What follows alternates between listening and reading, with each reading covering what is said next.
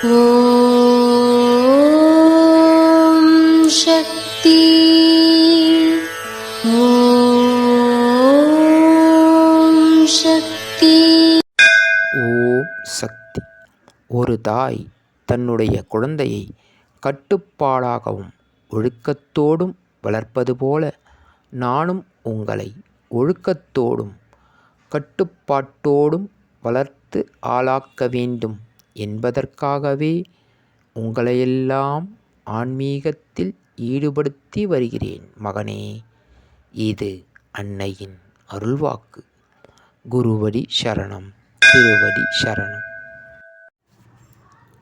ஓம் சக்தி.